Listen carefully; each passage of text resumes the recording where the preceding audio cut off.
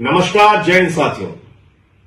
भारत दुनिया का सबसे बड़ा लोकतंत्र है और आज कई राज्यों के चुनाव परिणाम आए हैं। आपने देखा तमिलनाडु में कितना बड़ा बदलाव हुआ। एक नई पार्टी टीवीके, जिसके नेता विजय को इतना भारी जन समर्थन तमिलनाडु की जनता ने दिया। लोकतंत्र में कई बार ऐसे फैसले जनता देती है, एक नई पार्टी के पक्ष में अपना समर्थन देती है, वो तमिलनाडु में देखने को मिला। बंगाल में जो कुछ हुआ, आज उसको लेकर टीवी चैनल पे जश्न मनाया जाएगा, गोदी मीडिया बड़ी बड़ी बातें करेगा, तमाम उपलब्धियां गिनाएगा मोदी जी की और अमित शाह जी की और भारतीय जनता पार्टी की नीति की, रणनीति की, बहुत सारी बातें होंगी। लेकिन क्या यह वास्तव में लोकतंत्र की जीत है? क्या यह जनता के फैसले की जीत है? क्या आज इस चुनाव परिणाम के पीछे का जो सच है वो इस देश के लोगों को भूल जाना चाहिए और सिर्फ बीजेपी का गुणगान करना चाहिए? मुझे लगता है नहीं।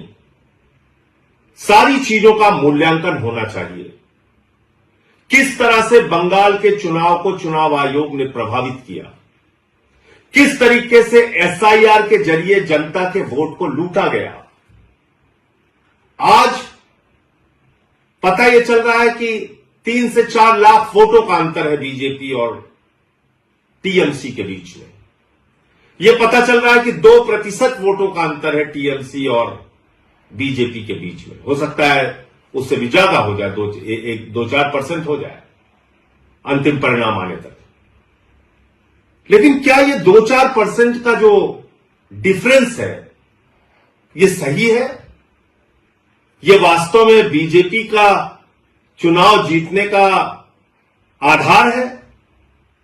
क्या सचमुच में इस अंतर के साथ बीजेपी चुनाव जीत सकती थी? नहीं। 3 से 4 लाख वोट का अंतर है, लेकिन 27 लाख वोट लोगों को डालने नहीं दिए गए। और इस काम में माननीय सर्वोच्च न्यायालय का भी फैसला आने में विलंब हुआ और सर्वोच्च न्यायालय का फैसला तो सब लोग सुन के हैरान थे कि अगली बार वोट दे देना। अगर आज वो 27 लाख वोट, 27 लाख मतदाता अपना मतदान करने से वंचित नहीं रहे होते तो क्या आपको बीजेपी की इतनी बड़ी जीत देखने को मिलती? नहीं मिलती। एक अलग तरह का परिणाम आज इस देश के सामने होता।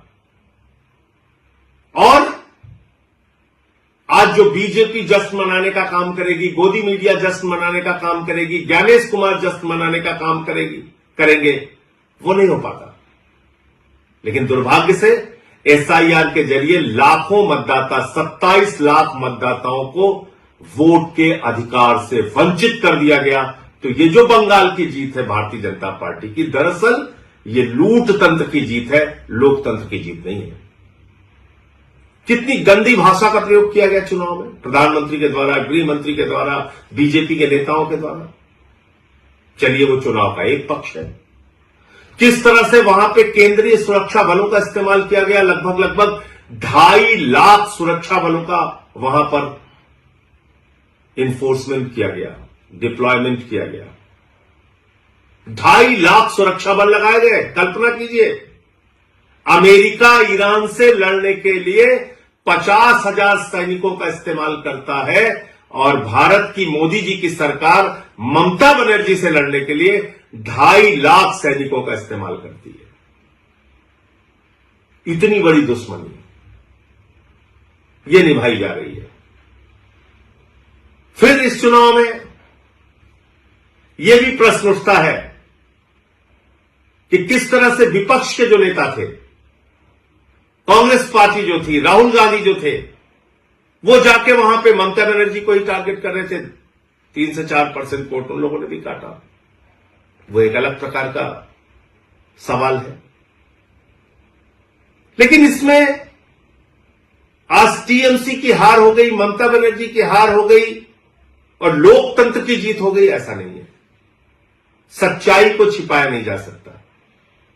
ये एसआईआर के घपले की जीत है, ये ज्ञानेश कुमार के घोटाले की जीत है, ये मोदी अमित शाह के द्वारा केंद्रीय सुरक्षा बलों के बेजा इस्तेमाल की जीत है, ये मोदी अमित शाह के इशारे पर चुनाव आयोग एजेंट बन के बीजेपी का जिस तरह से काम कर रहा था और वहां पर सरकारी अधिकारी चाहे चीफ सेक्रेटरी हो, डीजीपी हो, तमाम जिलों के अधिकारी हो, एसपी हो, डीएम हो, जिस तरह से उनको हटाया गया, ये उसकी जीत है, ये लोकतंत्र की जीत नहीं है।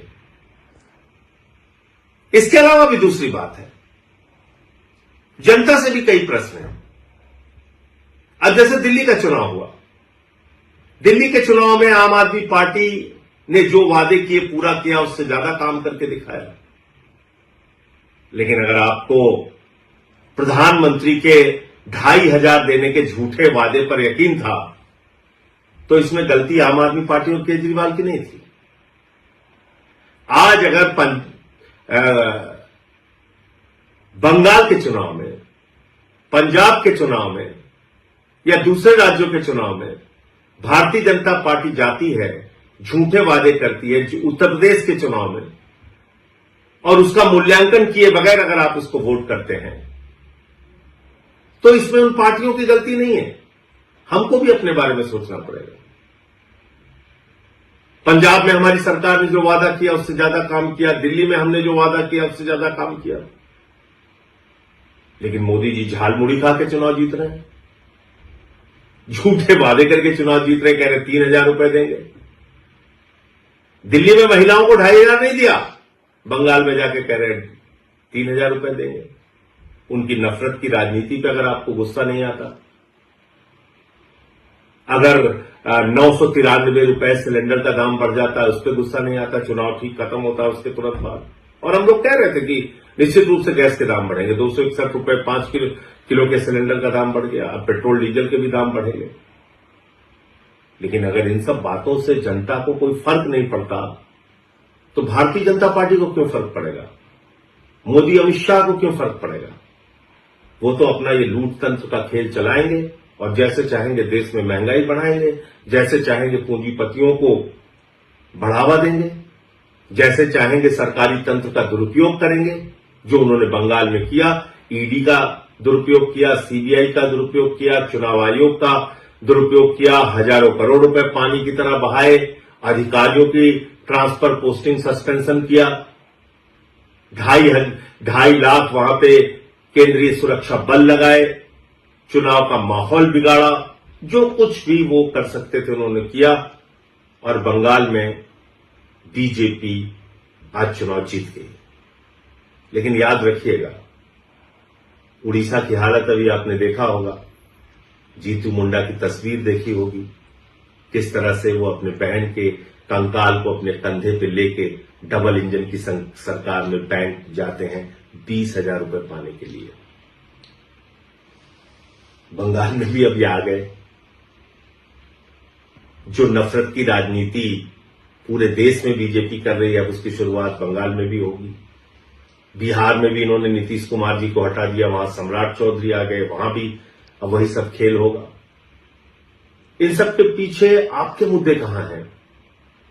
देश कहां खड़ा है? अगर आपको इस बात पे गुस्सा नहीं आता कि ट्रंप भारत के प्रधानमंत्री को हर दिन अपमानित करता है, भारत को अपमानित करता है, भारत को नरक कहता है, लेकिन प्रधानमंत्री कुछ नहीं बोलते, अगर आपको इस बात पे भी गुस्सा नहीं आता कि देश का एक हिस्सा मणिपुर जल रहा है और प्रधानमंत्री खामोश है, पड़ोसी राज्यों से भारत के प्रधानमंत्री के रिश्ते अच्छे नहीं है, महंगाई देश में चरम पर है, बेरोजगारी चरम पर है, किसानों की आमदनी दोगुना करने की बात पूरी तरीके से झूठी साबित हुई, काला धन लाने की बात झूठी साबित हुई, और अगर आपको इन सारी बातों पे गुस्सा नहीं आता और राज्य दर राज्य इस तरह से लोकतंत्र को लूट तंत्र में बदलकर चुनाव जीतने का बीजेपी का अभियान जारी रहेगा और हम और आप खामोश बैठे रहेंगे, तो याद रखिएगा, बीजेपी तो अपना रास्ता तय कर रही है, लेकिन लोकतंत्र का इतिहास जब लिखा जाएगा तो उसमें हमको भी कभी माफ नहीं किया जाएगा।